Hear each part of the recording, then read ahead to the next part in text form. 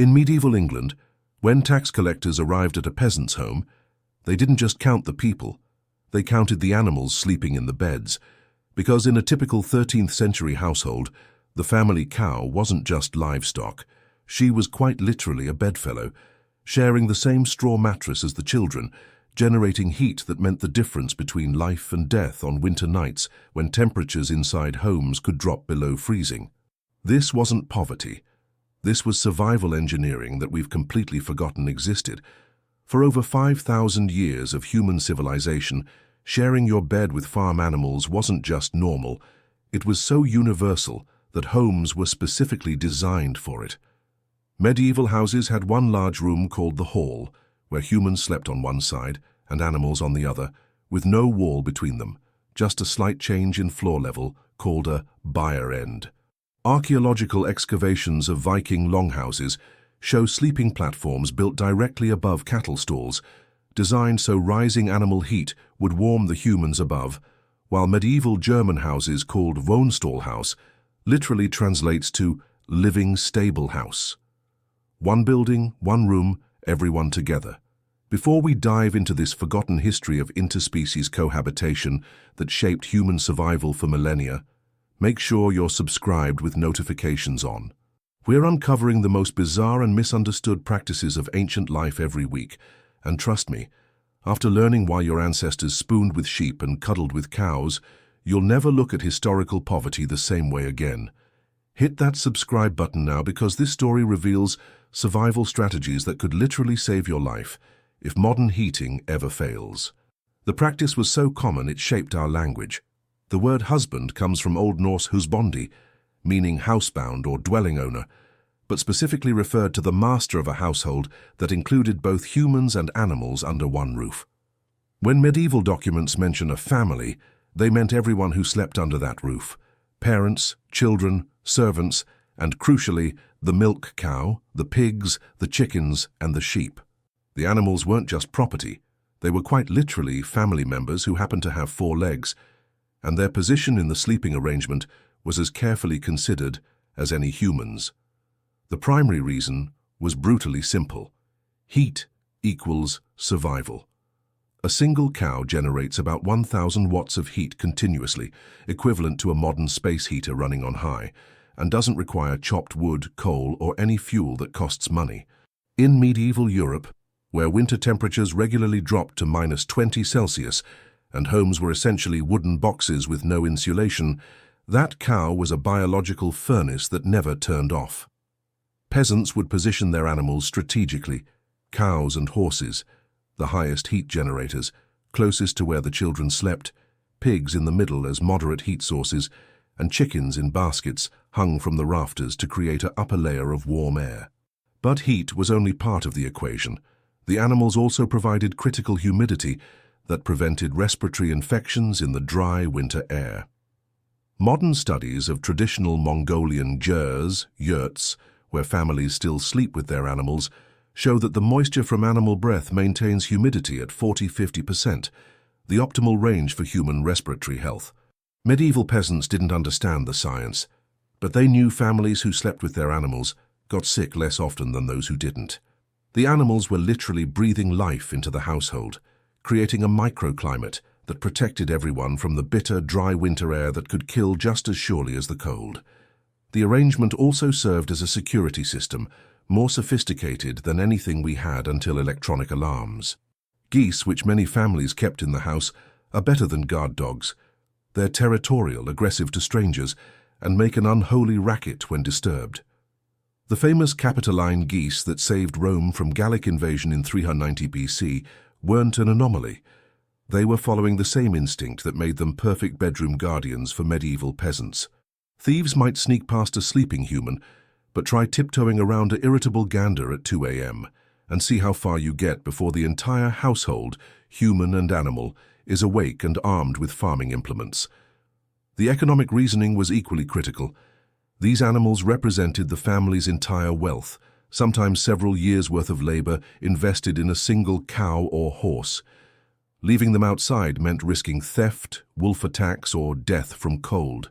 When your cow is worth more than your house, and her milk is the only thing standing between your children and starvation, you don't leave her in a barn.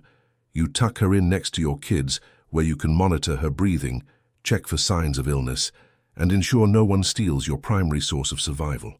Medieval court records are full of cases where families sued neighbors for the death of animals that froze outside, proving these creatures were considered too valuable to risk separation, even for a night. The practice created unexpected biological benefits we're only now understanding. Children who grew up sleeping with farm animals had significantly lower rates of allergies and asthma, something modern science calls the farm effect. Exposure to diverse animal bacteria and parasites in early childhood actually trains the immune system to function properly. A 2019 study of Amish children who still maintain close contact with farm animals found they have 50% lower rates of asthma compared to other rural children. Medieval peasants were accidentally biohacking their children's immune systems by having them cuddle with cows, creating robust disease resistance that city dwellers completely lacked. The animals benefited too, which medieval farmers understood intuitively. A cow sleeping near humans produces 15 to 20% more milk than one kept in a cold barn, the stress reduction from constant human presence, and the warmth increasing their metabolism and milk production. Chickens lay more eggs when warm and feeling secure, pigs grow faster when not burning calories to stay warm, and sheep produce higher quality wool when not stressed by cold and isolation. The symbiotic relationship was so effective that medieval farming manuals specifically instructed farmers to sleep with their animals for maximum productivity. This wasn't just about human comfort. It was agricultural best practice. Different cultures developed specific sleeping arrangements based on their primary animals. Irish cottages had an outshot bed, a bed built into an alcove directly adjacent to the cow byre, positioned so the parents could reach through and touch the cow without getting up. Icelandic turf houses had raised sleeping platforms with sheep underneath and chickens in the rafters above, creating a three-tier heating system. Swiss alpine chalets had the stube living area directly above the cattle area, with removable floor planks so animal heat could rise more efficiently, while also allowing farmers to drop food down to animals without going outside during blizzards. The intimacy went beyond just sleeping. Animals were integrated into every aspect of daily life in ways that would shock modern sensibilities. Babies were often placed directly on resting cows to keep warm, while mothers worked. The cow's steady breathing and heartbeat supposedly calmed fussy infants. Children learned to walk by holding onto sheep's wool, used piglets as living hot water bottles for menstrual cramps, and elderly family members with arthritis would sleep with their aching joints pressed against the warm belly of the family horse. Medieval medical texts actually prescribed sleeping with specific animals for different ailments: goats for respiratory problems, dogs for stomach issues, cats for rheumatism. The practice was so normal that medieval art depicting the nativity always shows animals in the stable not for symbolic reasons, but because that's simply where babies were born, in the warmest part of the house, near the animals. The idea of Mary and Joseph in a stable wasn't poverty. It was standard birthing practice. Midwives preferred delivering babies near animals because the warmth reduced infant mortality, and the animal's presence was believed to ease labor. Some medieval traditions held that cows could sense when a woman was in labor and would lie down in a position to provide maximum warmth, though this was likely coincidental animal behavior interpreted through a supernatural lens. Social status was actually displayed through the quality of animals you slept with, not whether you slept with them at all. Nobles slept with hunting dogs, war horses, and exotic pets like peacocks or even tame deer. King John of England reportedly slept with his favorite falcon, Henry III with his pet leopard, and Eleanor of Aquitaine traveled with a bear that shared her tent on campaigns. The difference wasn't human-animal separation, but rather which animals you could afford to keep close. Peasants with cows were considered middle class, those with only chickens were poor, and those with no animals at all were destitute. Your bedroom livestock was literally your social credit score. But here's where it gets truly strange. The animals became so integrated into human sleep patterns that they developed synchronized circadian rhythms with their human families. Archaeological evidence from medieval villages shows that cattle developed different sleep patterns than modern farm animals, matching human schedules rather than natural bovine rhythms. Chickens learned to stay quiet until humans woke. Pigs adjusted their feeding times to match human meals, and even sheep would hold their bathroom needs until humans let them out in the morning. This wasn't training. This was evolutionary adaptation happening in real time. Animals physically changing their biology to better coexist with humans in shared sleeping spaces. The Catholic Church initially tried to ban the practice, declaring it unclean and bestial to sleep with animals. But when entire congregations started dying from cold because they followed the Church's advice and separated from their animals, priests quickly changed their tune. By the 12th century, the Church was actually blessing animals brought into homes for winter, with special ceremonies for house cows and hearth pigs. Some parishes even allowed animals in church during extremely cold weather, leading to the tradition of bringing animals to church for blessing on St. Francis's feast day. It wasn't about blessing the animals, it was about acknowledging their role in keeping Christian families alive. The practice shaped architecture in ways still visible today. Those charming exposed beams in old European houses. They were designed to support hanging baskets for chickens and rails for tying goats. The classic Dutch door that opens in two halves. That allowed animals in the lower half while keeping the upper half closed for ventilation. The traditional German Kachelofen, tile stove, was positioned specifically to be shared between human and animal sides of the house. Even the word threshold comes from the piece of wood that kept thresh straw inside the house, where both humans and animals slept on it, literally the barrier that defined the shared living space. Disease transmission was surprisingly rare, despite what modern people might assume. Medieval families developed sophisticated hygiene practices we don't give them credit for. Animals were brushed daily, their feet cleaned before entering sleeping areas, and sick animals were immediately isolated.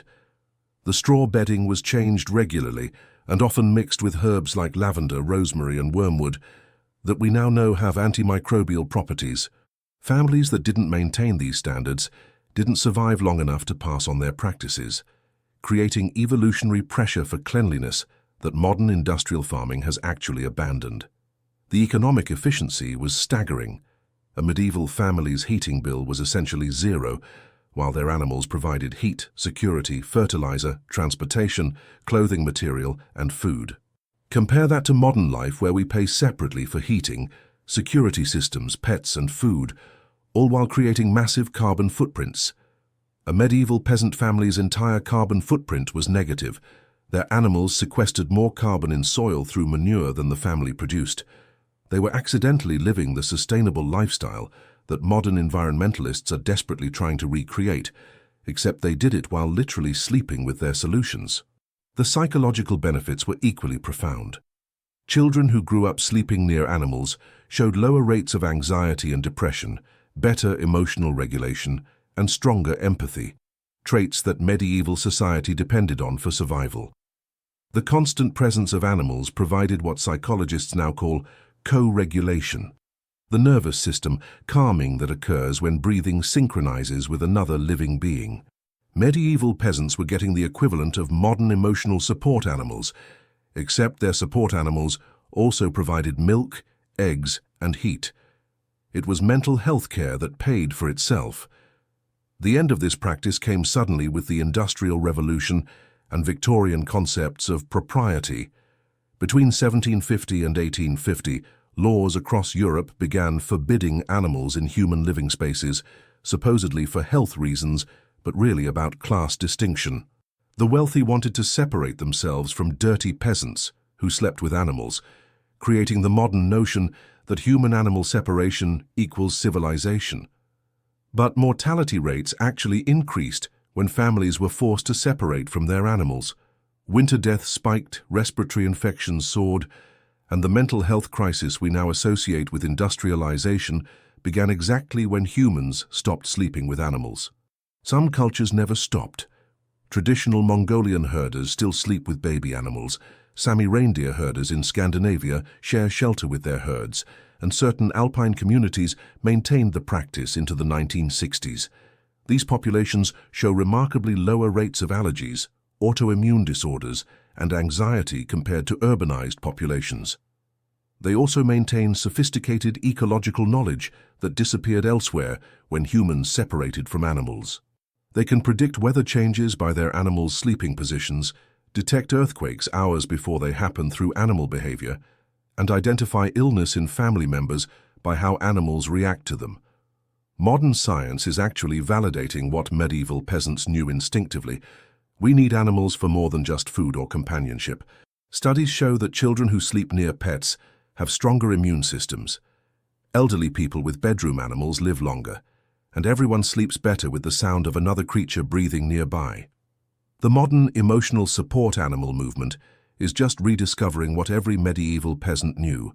Humans and animals are meant to share space, and separating us was perhaps history's greatest mistake in terms of public health. The most shocking revelation: we're starting to do it again. Off-grid communities are rediscovering that a few goats are cheaper and more reliable than solar panels for heating. Urban homesteaders are bringing chickens into spare bedrooms. Climate change preppers are learning that animals are the most reliable heating system when the power grid fails. What seemed like primitive poverty to Victorian reformers is being recognized as sophisticated sustainability by modern environmentalists.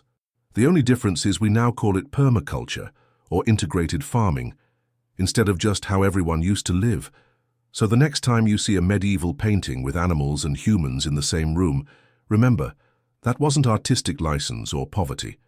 That was 5,000 years of accumulated survival wisdom that we discarded in less than a century.